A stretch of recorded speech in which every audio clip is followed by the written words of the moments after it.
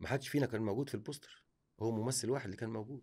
اتفاجئت ده ما كانش متفق عليه. ايوه، وما كانش حقي له انه يعمل كده، مش عشان انا ممكن يكون معايا تمن هذا البوستر وجي في دماغي الفكره، فانا افاجئ زمايلي قبل رمضان بيومين واروح اعمل بوستر كبير في جامعه الدول العربيه يقول فلان في كذا، لمجرد ان جات لك الفكره ومعاك فلوس هتنفذها.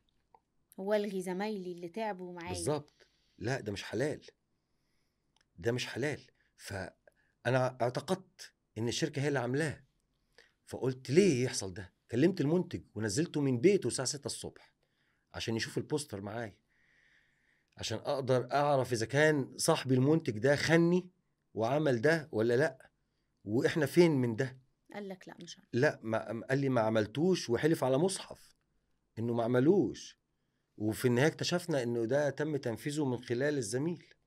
هل عاتبته الزميل ده وازاي تعمل كده، احنا معاك في نفس العمل ده وكذا؟ لا خلاص، طالما عرفت ان هو عمله بينه وبين نفسه ما اعتبوش انا. انت دمعتك قريبه يا محمد. لما احس بالظلم، لما احس بمجهود يروح. حسيت بالظلم اقول لك كتير على في حاجه حياتك؟ حلوه قوي. مم. انا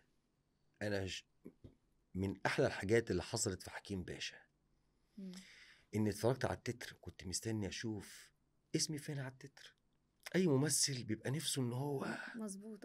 حتى لو مش هيبين ده، حتى لو هيقول عكس ده، حتى لو ما يهمنيش ما التتر يهمنيش. ومش عارف اصلي. لا اي كلام. ها لا لا, لا اي اي كلام. كل كلام. واحد عايز، عنده تعبه، عنده شغل، عايز يشوف نجاحه بقى عايز يشوف بعينه. بقى هو فين من ايه. بالظبط. شفت التتر فلقيت مصطفى شعبان في حكيم باشا، ومفيش اسم لبقية الممثلين، مفيش اسماء ولا صور لممثلين في التتر خالص. استغربت لمدة دقيقة، وبعدين قلت حركة حلوة قوي عشان ما حدش يزعل انا اسمي جه قبل مين ولا يحصل خلاف على كده. الله حلو. صح. الله على الفكرة، ريح الله على ريحكم الفكرة. كلكم. حلو. شابو. صح. شابو. صح. فكرة هايلة فعلا. حقيقي. حسيت انك قبل كده انك مش واخد حقك او مش واصل للمكانة اللي انت تستحقها؟ طول الوقت حاسس بكده، طول الوقت حاسس ان انا عايز اقدم اكتر، طول الوقت حاسس ان انا عايز اخد محطة اعلى، طول الوقت حاسس ان انا عايز اكون بطل. انا بطل طبعا في ادواري اللي بلعبها، لكن لسه ما عنديش امكانية ان انا اقول انا عايز اعمل الموضوع ده. انا ما زلت بمثل جوه الحاجات اللي بتعرض عليا، انا بختار جوه اختيارات الناس ليا، لكن امتى انا اختار موضوع انا عايز اتكلم فيه اشاور، ده مش هيتحقق لي غير لما اكون بطل اول. وهي دي اللي انا عايز اكون بطل اول عشانها، لان انا بشوف في الشارع اللي انا منه مواضيع عايز اشاور عليها، زي ما انا فرحان النهارده بولاد شمس، لان هو شاور على حاجه معينه، انا في حاجات تانية عايز اشاور عليها، مش هقدر اشاور عليها وانا بلعب دور التاني. ومش هسألك انت عايز تشاور ايه عشان فكرتك ما تتحرقش. لا مش هسألك. لا وانا ما اعرفش دلوقتي، لو سألتني مش هبقى عارف.